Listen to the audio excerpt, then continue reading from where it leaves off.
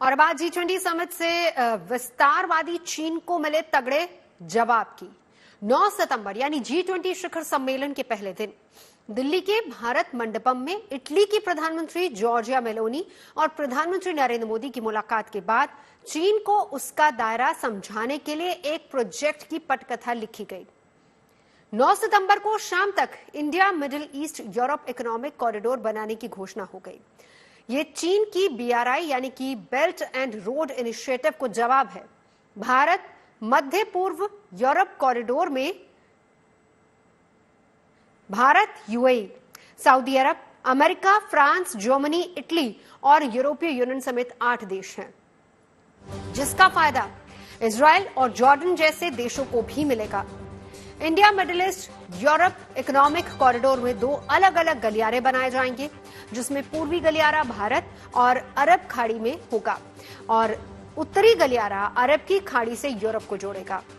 मुंबई से ही शुरू होने वाला ये नया कॉरिडोर 6000 किलोमीटर लंबा होगा। इसमें 3500 किलोमीटर समुद्री मार्ग शामिल है।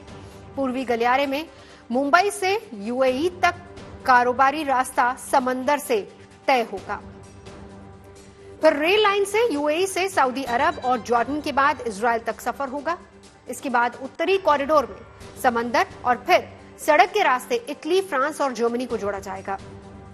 कॉरिडोर के बनने के बाद भारत से यूरोप तक सामान पहुंचाने में करीब 40% समय कम लगेगा।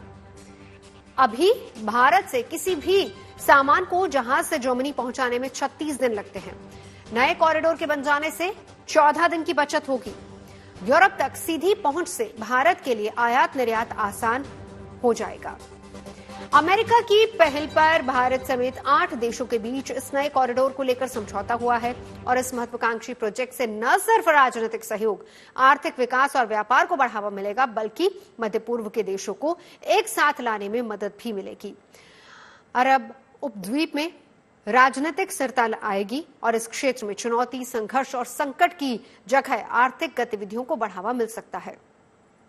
India middle east Europe economic corridor बनने से चीन की BRI यानी कि बेल्ट एंड रोड इनिशिएटिव को चुनौती मिलेगी। साल 2013 में चीनी राष्ट्रपति शी जिनपिंग ने इस कारोबारी मार्ग को फिर से बनाने के लिए शुरुआत की थी। चीन का यह प्रोजेक्ट 1 दशक के अंदर अफ्रीका, लातिन अमेरिका, ओशियानिया तक फैल चुका है, जिसका इस्तेमाल अब वो विकासशील देशों को कर्ज के जाल में फंसाने के लिए करता है। BRI चीन को अफ्रीकी देशों में दादागिरी के मौके को भी थामता है।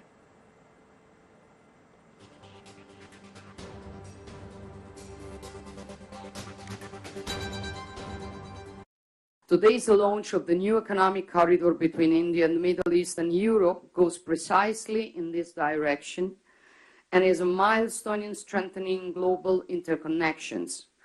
And that is why I want to thank Prime Minister Modi, President Biden, and all the others, Ursula von der Leyen and all the others who made it possible.